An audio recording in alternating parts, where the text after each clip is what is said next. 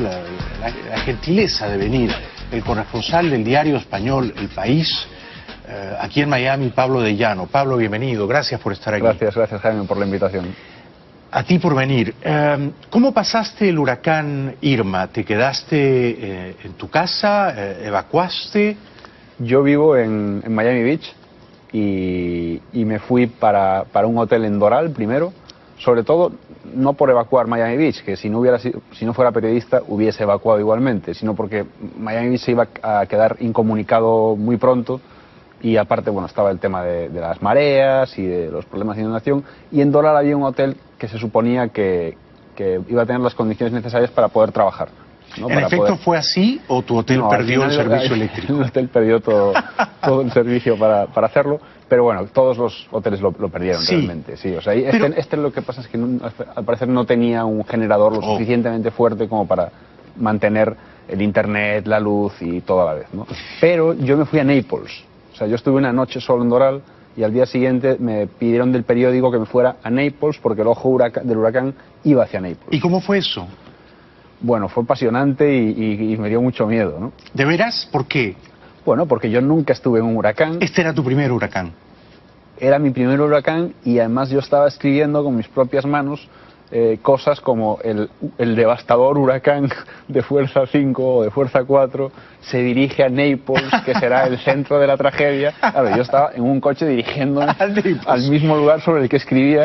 Me imagino que por una autopista completamente despoblada, porque... bueno, eso es increíble. O sea, cuando yo iba con unos periodistas de Univisión que generosísimos me aceptaron ahí en el grupo, me fui con ellos para Naples. ¿Qué día era o a qué hora más o menos? Bueno, esto fue un sábado. Un sábado por la mañana, claro. Una locura. Fue sábado por la mañana. Era una fila de carros. No era una cola muy larga, ¿no? Pero era como un tráfico fluido de carros en dirección de Naples hacia Miami. Claro que volvían, exacto. Y los de Univisión y el del País en dirección a Naples, entusiasmados con la cobertura. Y no sé ellos, pero yo, aparte de entusiasmado, un poco acojonado. No era para menos, no era para... Claro. Era un vuelo kamikaze. No, y yo creo que todo periodista a ese tipo de coberturas debe de ir al menos como entusiasmado. Sí, exactamente. Al menos. Pero aparte es conveniente que vaya entusiasmado porque luego ya el oficio se encarga de la irresponsabilidad de acercarte al peligro, ¿no? Entonces... Qué increíble, porque no el sábado, pero unos días antes, quizá el miércoles, sí que estaba colapsada aquella autopista entre Miami y Naples, la 75.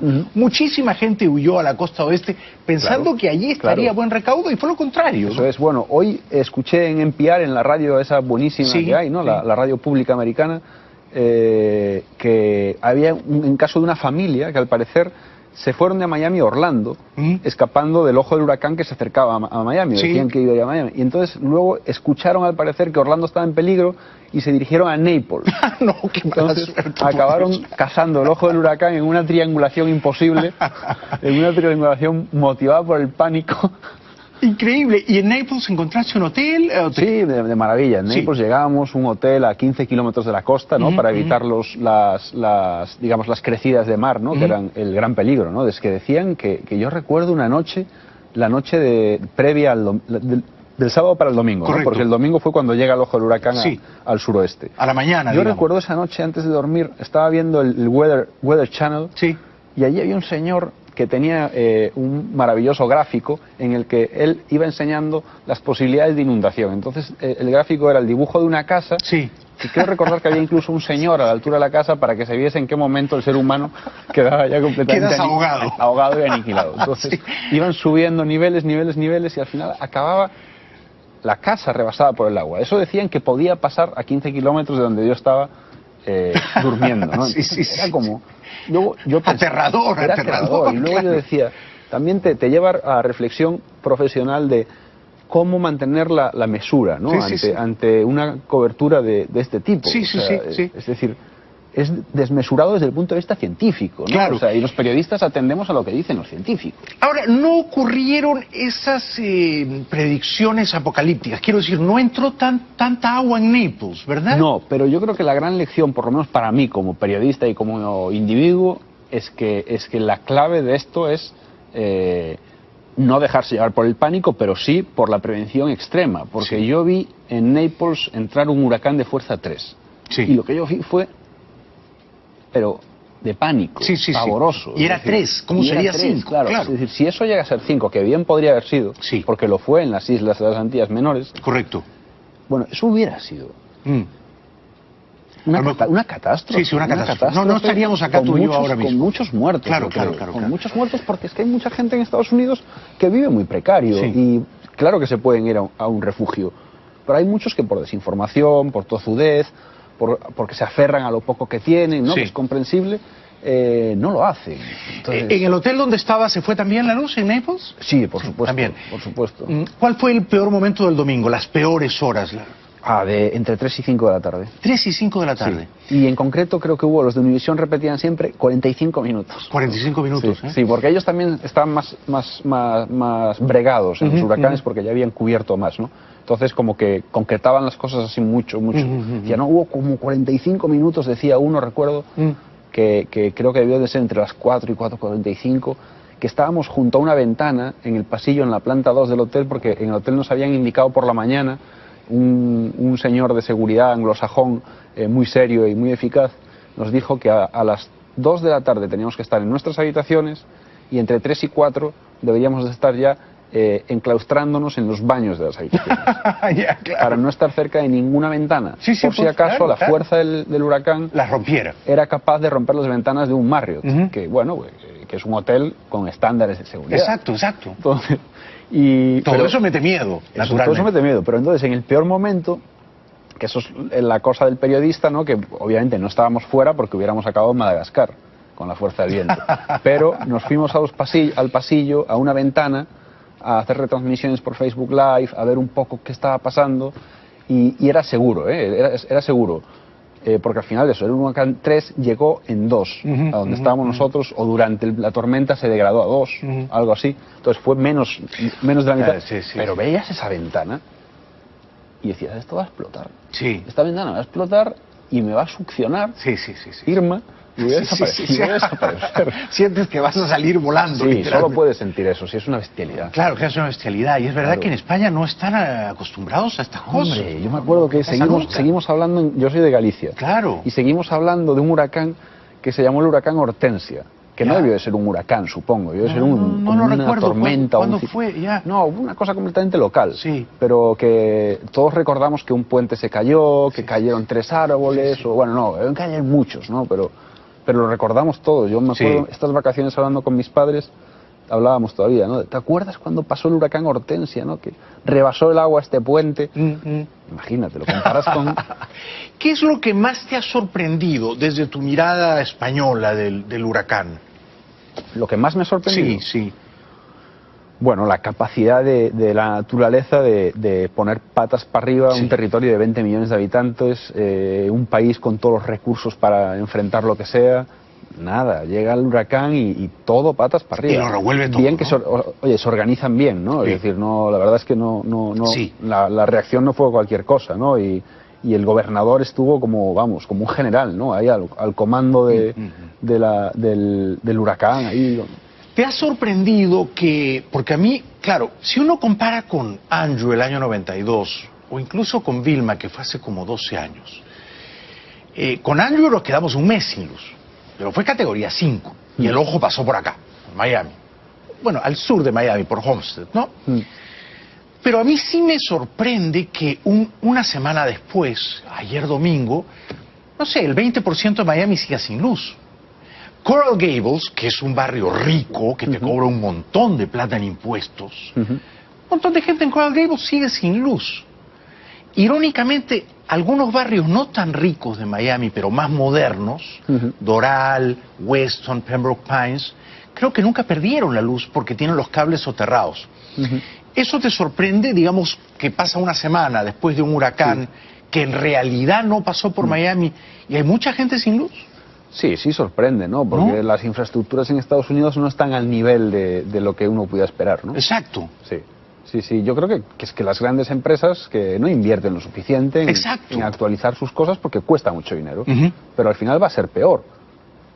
Es decir, porque porque van a venir más y más huracanes. No van a dejar de venir huracanes. No van a dejar es decir, que ya inviertan todo lo que necesiten, porque esto no va a parar. No va a parar. O sea, digamos, y con el cambio climático parece que la cosa todavía empeora, ¿no? Los científicos dicen que empeora. Y la aparición de María... Sí. Además dicen que el agua está más caliente. Claro. Entonces, y eso es combustible, ¿no? Porque los huracanes se alimentan de calor. Exacto. ¿Qué sabes de María? Nos están viendo ahora mismo en Puerto Rico. Hoy lunes ha trepado de 3 a 5. Increíble. Es increíble. Increíble. O sea, es como una velocidad de 3 a 5. Nos levantamos tan tranquilos pensando en que había uno que se llamaba José y otra que se llamaba María por ahí, y nos vamos a acostar pues poniendo velas para que las Antillas Menores y Puerto Rico resistan lo mejor posible. Resistan, hombre. Porque hace 1 hora o 2 ya entró en Dominica, ¿no? Dominica, Guadalupe. Sí, y entró con fuerza 5. O sea, lo que debe estar pasando ahí, lo que debe haber pasado. Pero esas islas ahora mismo deben de estar envueltas en un infierno absoluto. Pero ¿sabes qué, Pablo? Cuando tú y yo nos retiremos de este oficio noble que es el periodismo, no hay que irse al Caribe. Yo antes pensaba, me retiro, me voy al Caribe. No, aquí es España. Tierra adentro. ¿No te parece? ¿Verdad? A Soria o... Sí, no sé, sí. Es que esto mete miedo, ¿no? Y van a venir huracanes cada 2 semanas. No se puede vivir así. No, es demasiado, ¿eh? Bueno, hoy escuchaba en la radio también que ya hay muchos jubilados que empiezan a plantearse, americanos, de la costa este y de por ahí, de todos los sitios de Estados Unidos, que ya empiezan a pensar si Florida es una buena idea o no. Y claro, por supuesto. Si vas a estar 1 mes al año pendiendo de un hilo. Exacto. Y dices, pues para eso me voy a un sitio un poco más frío, pero que no venga ningún monstruo en septiembre a amenazar mi existencia de jubilado. Sí. Bueno, estamos con ustedes, ¿eh? Si nos están viendo en Puerto Rico, estamos súper preocupados. Los vamos a acompañar desde aquí. A lo mejor la cosa al final no es tan terrible como estamos imaginando. Ojalá. Regresamos con Pablo de Llano. Para leer a Pablo de Llano hay que entrar simplemente a El País en internet. Y ahí encontrarán sus crónicas estupendas. Léanlo a Pablo de Llano, corresponsal del País aquí en Miami. Regresamos después de la pausa. Bueno, estoy conversando con Pablo de Llano. Pablo es un excelente periodista español, es corresponsal del País aquí en Miami. Pablo, hemos hablado ya un poco de Irma y de María. ¿Cómo ves el gobierno del presidente Trump? ¿Crees que va bien encaminado? ¿Cuál es tu percepción? Es muy volátil, ¿no?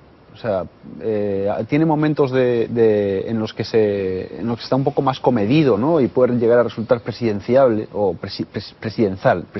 Presidente ya es, ¿no? O sea, no necesita ser presidenciable. Pero que a veces luce más presidencial. Por ejemplo, con los huracanes. Los huracanes le vinieron bien políticamente.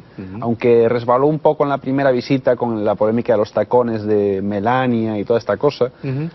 Luego se le vio ahí con la gente, ejerciendo de comandante en jefe, yo creo que le vino bien. Pero luego es una locura, ¿no? Cada día, o sea, se relaja, pero a los 2 o 3 días suelta una ráfaga en Twitter que hace saltar todo por los aires. Está a matar con el Partido Republicano, está a matar con la mitad de los Estados Unidos. Su actitud ante el tema de Charlottesville fue dinamita, ¿no? Para un país como este. Es decir, si te pidiera un consejo, ¿qué le dirías? Si me pidiera un consejo, Trump. No te lo va a pedir, claro, ni a ti ni a mí, ¿no? Para él, tú y yo somos mexicanos. Bueno, si me pidiera un consejo como a un Rasputín... Sí, a un Rasputín, exacto. ¿No? Yo le diría, sé tú mismo. Sé tú mismo, fíjate. Si me lo pidiera como persona, le diría, retírate por el bien de todos. Ya. Pero todos tenemos un Rasputín. A mí no me gusta políticamente, entonces preferiría que hubiese otro presidente en Estados Unidos, pero como Rasputín, sé tú mismo. Porque así ha llegado a donde ha llegado. Y sé tú mismo implica entonces construye el muro que prometiste.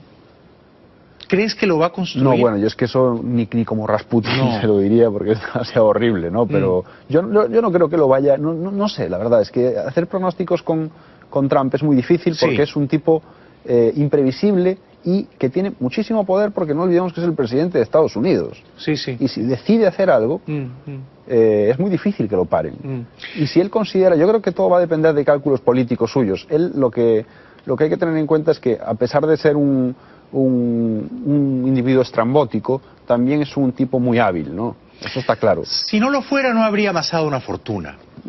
Sí, no hubiera llegado, sobre todo, lo más increíble que ha hecho en su vida no es la fortuna que hizo, sino llegó a ser presidente. Que llegó a ser presidente de Estados Unidos. Sí. Es decir, ese tipo es un hombre que maneja la comunicación con maestría. Sí. Y que te vendes en 100 lo que vale 33. O sea, desde luego, él, esa idea conceptual, filosófica de la sociedad del espectáculo y todo eso, él la agarró y dijo, no, es esto. No lo lean en los libros. Sí, este soy yo. Es verdad. No vayan a leerlo con Guy Debord o con los franceses. O el ensayo de Vargas Llosa. Sí, puede estar muy bonito todo eso. O el ensayo de Vargas Llosa que va sobre eso. Mírenme a mí. El bufón soy yo. Comandante en jefe. De la sociedad del espectáculo. Absolutamente. Entonces es muy hábil. Lo suyo es cálculo político, es business, ¿no? Política como business. Si considera que su business pasa por el muro, por construirlo en efecto, hará el muro. Lo va a intentar, ¿no? Por lo tanto, es prematuro descartar, digamos, porque mucha gente dice va a ser un presidente de un solo mandato, es imposible que lo reelijan.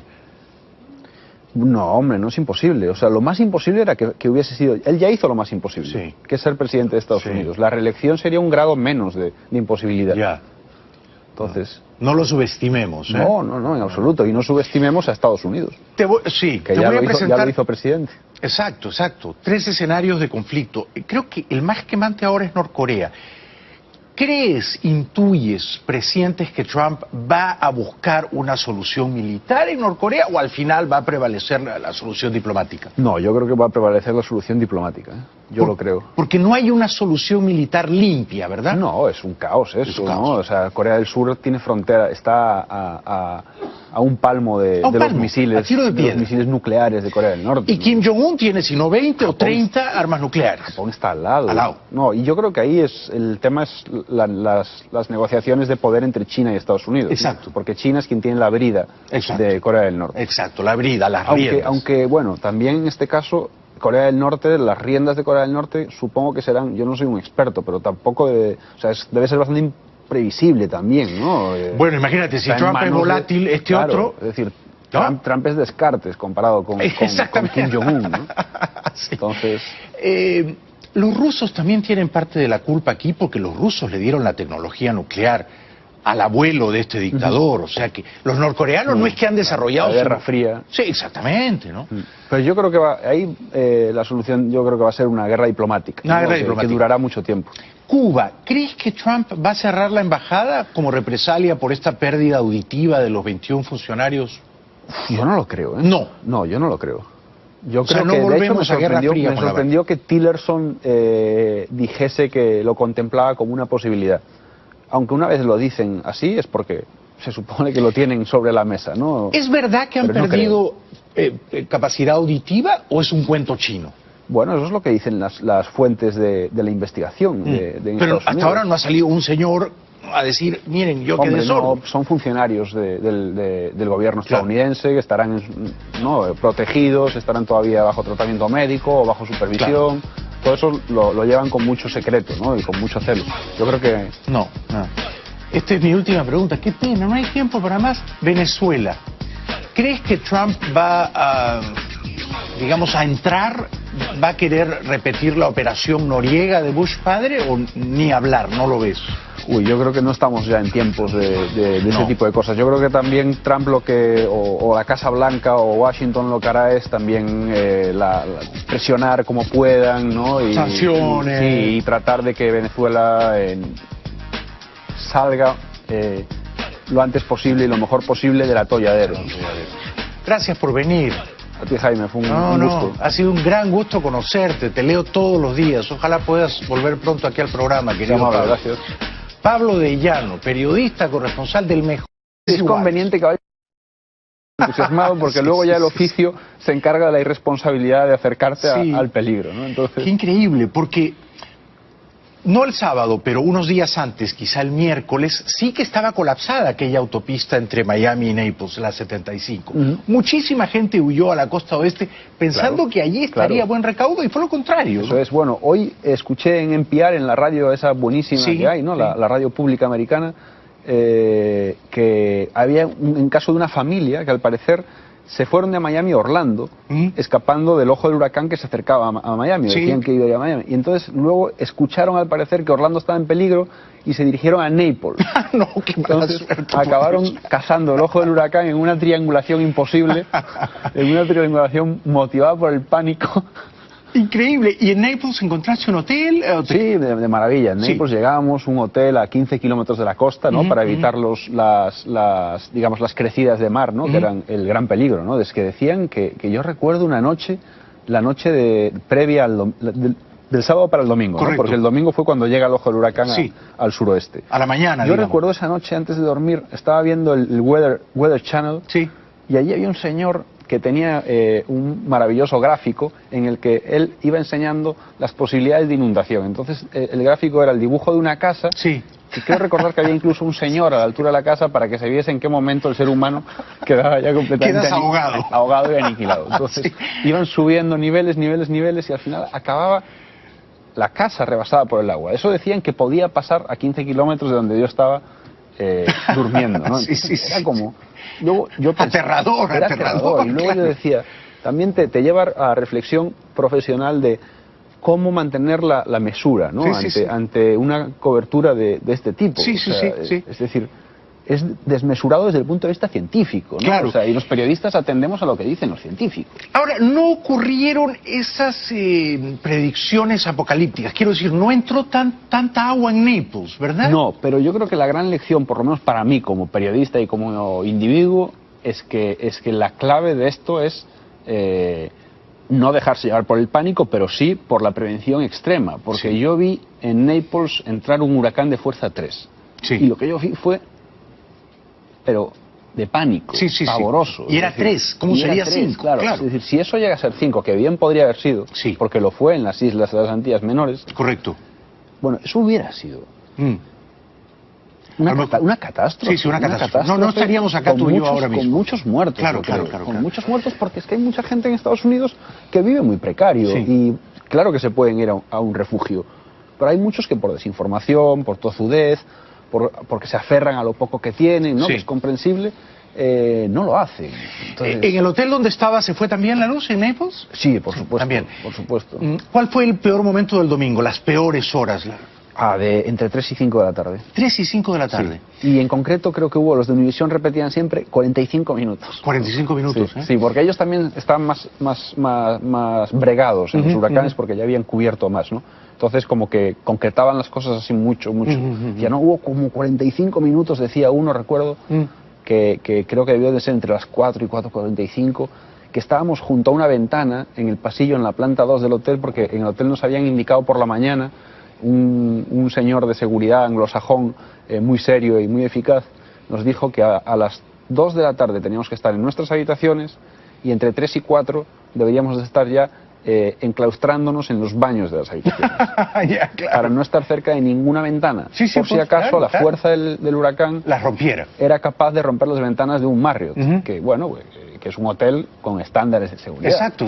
Entonces, todo eso mete miedo, naturalmente. Todo eso mete miedo, pero entonces en el peor momento, que eso es la cosa del periodista, ¿no? Que obviamente no estábamos fuera porque hubiéramos acabado en Madagascar con la fuerza del viento, pero nos fuimos al pasillo, a una ventana, a hacer retransmisiones por Facebook Live, a ver un poco qué estaba pasando, y era seguro, era seguro, porque al final el huracán 3 llegó en 2, a donde estábamos nosotros, o durante la tormenta se degradó a 2, algo así, entonces fue menos de la mitad, pero veías esa ventana y decías, esto va a explotar, esta ventana va a explotar y me va a succionar Irma, y voy a desaparecer. Sientes que vas a salir volando. Sí, solo puedes sentir eso, es una bestialidad. Claro que es una bestialidad, y es verdad que en España no están acostumbrados a estas cosas. Hombre, yo me acuerdo que seguimos hablando, yo soy de Galicia, y seguimos hablando de un huracán que se llamó el huracán Hortensia, que no debió de ser un huracán, supongo, debió de ser una tormenta. ¿Cuándo fue? No, una cosa completamente local, pero que todos recordamos que un puente se cayó, que cayeron 3 árboles, o bueno, no, deben caer muchos, ¿no? Pero lo recordamos todos. Yo me acuerdo estas vacaciones hablando con mis padres, hablábamos todavía, ¿no? ¿Te acuerdas cuando pasó el huracán Hortensia, ¿no? Que rebasó el agua este puente. Imagínate, lo comparas con... ¿Qué es lo que más te ha sorprendido desde tu mirada española del huracán? Lo que más me ha sorprendido. Sí, sí. Bueno, la capacidad de la naturaleza de poner patas para arriba un territorio de 20 millones de habitantes, un país con todos los recursos para enfrentar lo que sea. Nada, llega el huracán y todo patas para arriba. Y lo revuelve todo, bien que ¿no? oye, se organizan bien, ¿no? Sí. Es decir, no, la verdad es que no Sí. la reacción no fue cualquier cosa, ¿no? Y el gobernador estuvo como, vamos, como un general, ¿no? Ahí al comando del huracán, ahí. ¿Te ha sorprendido que, porque a mí, claro, si uno compara con Andrew el año 92, o incluso con Vilma, que fue hace como 12 años, con Andrew nos quedamos un mes sin luz, pero fue categoría 5, y el ojo pasó por acá, en Miami. Bueno, al sur de Miami, por Homestead, ¿no? Pero a mí sí me sorprende que una semana después, ayer domingo, no sé, el 20% de Miami siga sin luz. Coral Gables, que es un barrio rico, que te cobra un montón de plata en impuestos, un montón de gente en Coral Gables sigue sin luz. Irónicamente, algunos barrios no tan ricos de Miami, pero más modernos, Doral, Weston, Pembroke Pines, creo que nunca perdieron la luz porque tienen los cables soterrados. ¿Eso te sorprende, digamos, que pasa una semana después de un huracán que en realidad no pasó por Miami y hay mucha gente sin luz? Sí, sí sorprende, ¿no? Porque las infraestructuras en Estados Unidos no están al nivel de lo que uno pudiera esperar, ¿no? Exacto. Sí, yo creo que es que las grandes empresas que no invierten lo suficiente en actualizar sus cosas porque cuesta mucho dinero, pero al final va a ser peor. Es decir, porque van a venir más y más huracanes. No van a dejar de venir huracanes, es decir, que ya inviertan todo lo que necesiten, porque esto no va a parar, ¿no? No va a parar. O sea, digamos, y con el cambio climático parece que la cosa todavía empeora, ¿no? Los científicos dicen que empeora. Y la aparición de María... además dicen que el agua está más caliente. Claro. Y eso es combustible, ¿no? Porque los huracanes se alimentan de calor. Exacto. ¿Qué sabes de María? Nos están viendo ahora mismo en Puerto Rico. Hoy lunes ha trepado de 3 a 5. Increíble. Es increíble. Increíble. O sea, es como una velocidad de 3 a 5. Nos levantamos tan tranquilos pensando en que había uno que se llamaba José y otra que se llamaba María por ahí, y nos vamos a acostar pues poniendo velas para que las Antillas Menores y Puerto Rico resistan lo mejor posible. Resistan, hombre. Porque hace 1 hora o 2 ya entró en Dominica, ¿no? Dominica, Guadalupe. Sí, y entró con fuerza 5. O sea, lo que debe estar pasando ahí, lo que debe haber pasado. Pero esas islas ahora mismo deben de estar envueltas en un infierno absoluto. Pero ¿sabes qué, Pablo? Cuando tú y yo nos retiremos de este oficio noble que es el periodismo, no hay que irse al Caribe. Yo antes pensaba, me retiro, me voy al Caribe. No, aquí es España. Tierra adentro. ¿No te parece? ¿Verdad? A Soria o... Sí, no sé, sí. Es que esto mete miedo, ¿no? Y van a venir huracanes cada 2 semanas, no se puede vivir así. No, es demasiado, ¿eh? Bueno, hoy escuchaba en la radio también que ya hay muchos jubilados que empiezan a plantearse, americanos, de la costa este y de por ahí, de todos los sitios de Estados Unidos, que ya empiezan a pensar si Florida es una buena idea o no. Y claro, por supuesto. Si vas a estar un mes al año pendiendo de un hilo. Exacto. Dices, pues para eso me voy a un sitio un poco más frío, pero que no venga ningún monstruo en septiembre a amenazar mi existencia de jubilado. Bueno, estamos con ustedes, ¿eh? Si nos están viendo en Puerto Rico, estamos súper preocupados. Los vamos a acompañar desde aquí. A lo mejor la cosa al final no es tan terrible como estamos imaginando. Ojalá. Regresamos con Pablo de Llano. Para leer a Pablo de Llano hay que entrar simplemente a El País en internet. Y ahí encontrarán sus crónicas estupendas. Léanlo a Pablo de Llano, corresponsal del País aquí en Miami. Regresamos después de la pausa. Bueno, estoy conversando con Pablo de Llano. Pablo es un excelente periodista español, es corresponsal del País aquí en Miami. Pablo, hemos hablado ya un poco de Irma y de María. ¿Cómo ves el gobierno del presidente Trump? ¿Crees que va bien encaminado? ¿Cuál es tu percepción? Es muy volátil, ¿no? O sea, tiene momentos de... La gentileza de venir el corresponsal del diario español El País aquí en Miami, Pablo de Llano. Pablo, bienvenido, gracias por estar aquí. Gracias Jaime por la invitación. A ti por venir. ¿Cómo pasaste el huracán Irma? ¿Te quedaste en tu casa? ¿Evacuaste?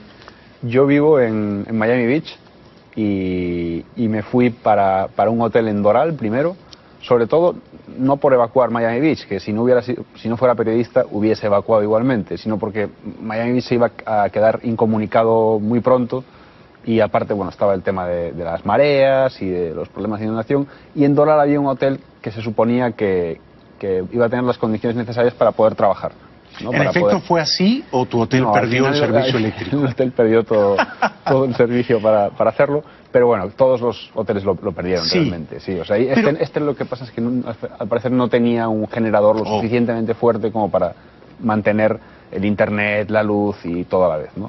Pero yo me fui a Naples, o sea, yo estuve una noche solo en Doral y al día siguiente me pidieron del periódico que me fuera a Naples porque el ojo del huracán iba hacia Naples. ¿Y cómo fue eso? Bueno, fue apasionante y me dio mucho miedo, ¿no? ¿De veras? ¿Por qué? Bueno, porque yo nunca estuve en un huracán. ¿Este era tu primer huracán? Era mi primer huracán y además yo estaba escribiendo con mis propias manos cosas como el devastador huracán de fuerza 5 o de fuerza 4 se dirige a Naples, que será el centro de la tragedia. A ver, yo estaba en un coche dirigiéndome al mismo lugar sobre el que escribía. Me imagino que por una autopista completamente despoblada, porque... bueno, eso es increíble. O sea, cuando yo iba con unos periodistas de Univisión que generosísimos me aceptaron ahí en el grupo, me fui con ellos para Naples. ¿Qué día era o a qué hora más o menos? Bueno, esto fue un sábado. Un sábado por la mañana, claro. Una locura. Fue sábado por la mañana. Era una fila de carros. No era una cola muy larga, ¿no? Pero era como un tráfico fluido de carros en dirección de Naples hacia Miami. Claro que volvían, exacto. Y los de Univisión y el del País en dirección a Naples, entusiasmados con la cobertura. Y no sé ellos, pero yo, aparte de entusiasmado, un poco acojonado. No era para menos, no era para menos. Claro. Era un vuelo kamikaze. No, y yo creo que todo periodista a ese tipo de coberturas debe de ir al menos como entusiasmado. Sí, exactamente. Al menos, pero... aparte